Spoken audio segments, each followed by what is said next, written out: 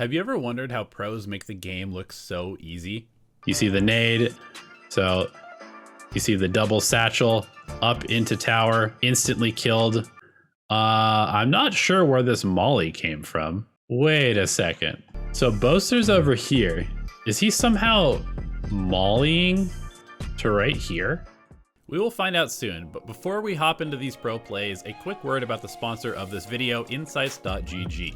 Insights Capture is an easy-to-use game recorder that simplifies the process of recording and reviewing footage. Start and stop recordings with a single hotkey, and then watch and manage your clips using the built-in video player that marks critical moments such as kills, deaths, and assists on the timeline for efficient review. You can clip highlights, manage the videos, and even share the clips with friends or a coach from within the Insights Capture app. I've been finding it super useful to quickly watch back deaths in between rounds to check for bad crosshair placement, or to quickly find big multi-kills when collecting clips for montages. Thank you to Insights.gg for sponsoring this video. You can support the channel by checking out the link in the description below, and let's get back to our content. First things first, we see that Fnatic have split up 2 players here, 2 players here. I feel like you basically have to play split on Fracture. That's one thing that I've noticed. You can't just like give up one side of it, so you have to play split up like this. Having some self-sufficiency is really important. Probably the best thing that Vision Strikers did the entire map is the pistol round, because they recognize that teams are going to be playing split on attack, because you kind of have to play split on attack.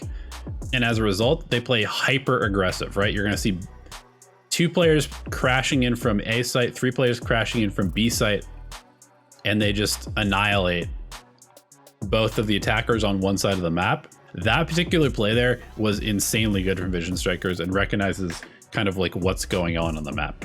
The only problem is that they give up tower control, and tower is easily the most important part of this map, at least on the B site.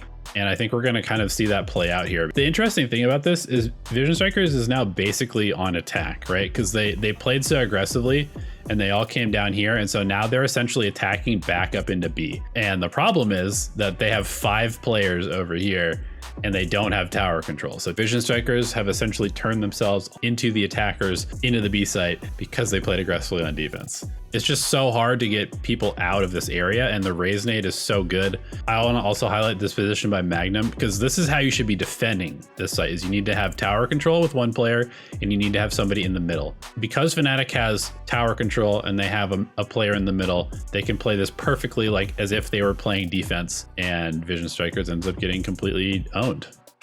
So this Viper wall is actually a little different than the one that I remember them doing before. So they can kind of like sneak up like this and set up for a tower hit, or they can lurk down through here over to the other side if they want. And you can see right off the bat that they're using this Viper wall to come up and then through the underpass over here, or to get in position to kind of crash onto the side like this.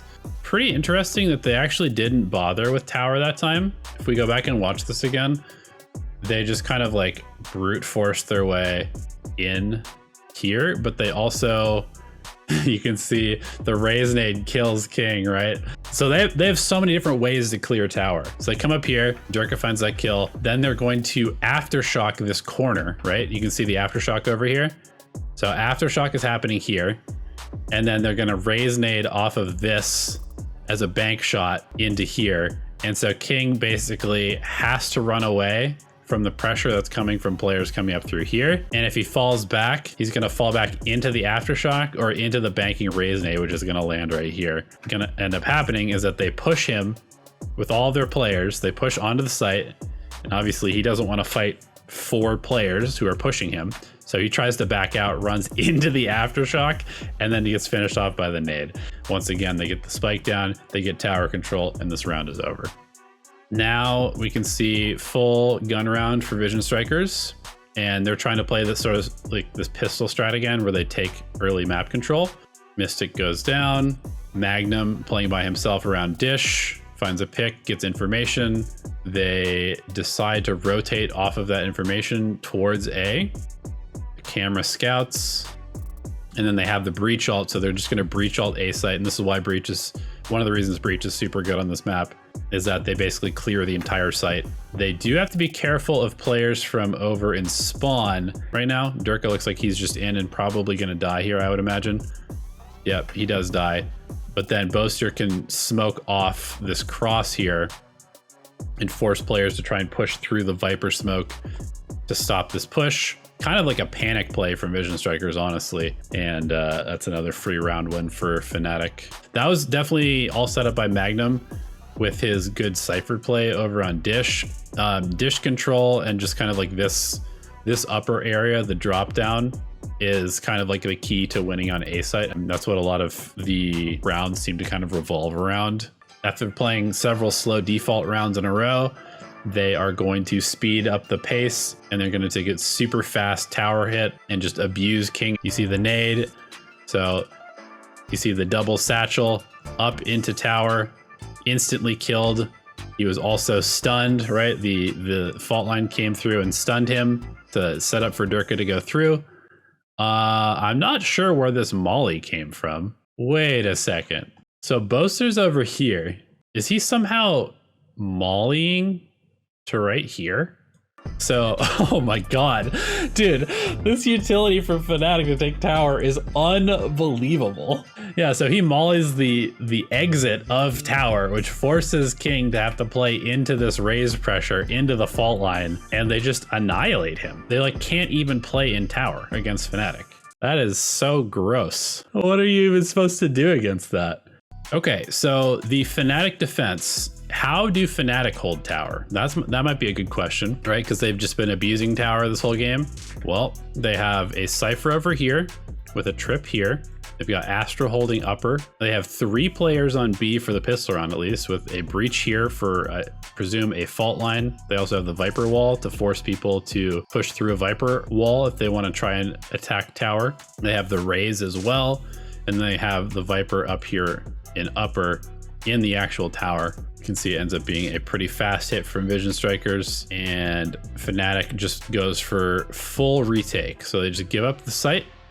They make sure that they do not get pushed up into spawn. So they hold spawn control, and then they have their 3 players rotating around like this so that they can retake from these 3 angles at the same time. That's probably one of the really important things about Fracture, is not fighting the initial push, just because it's hard to rotate in time.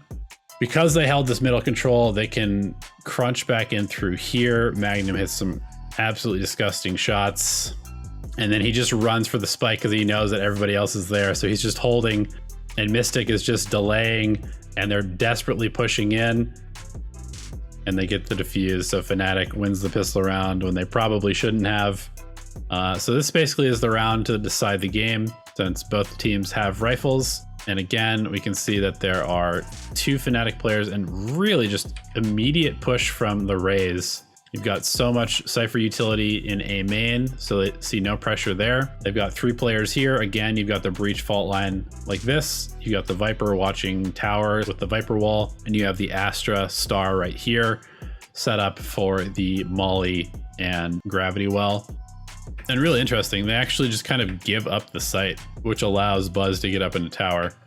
I assume that the main reason that they're doing this is because they have this flank. I think they would probably try to fight for B more if they didn't have this perfect flank timing. But because they do, they're gonna allow Vision Strikers to burn a bunch of utility into nobody, lose their Astra. Durka comes in, just destroys the tower side of things for Vision Strikers, and then retakes tower control with a kill on RB, and this round is over, and this map is over as well.